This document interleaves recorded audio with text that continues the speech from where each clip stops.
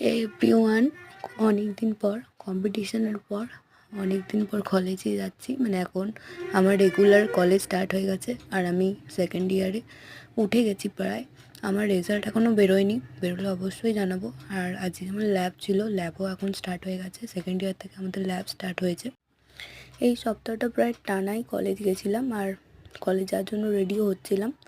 আর আমার এই ল্যাবের ব্যাপারগুলো খুব ভালোই লাগে, বেশ ইন্টারেস্টিং লাগে, বেশ এক্সপেরিমেন্ট করবো এরকম একটা ব্যাপার লাগে। তো আমি কন্যাশ্রীর কিছু কাজ ছিল, কন্যাশ্রী না, নবান্ন স্কলারশিপের। আর এইগুলো আমাদের যন্ত্রপাতি, গ্লাভস, আর এখানে আমাদের স্যার ইভিএসের ক্লাস করাচ্ছে আর এখানে একজন আমার টিফিন ছাঁটিয়ে দিচ্ছে।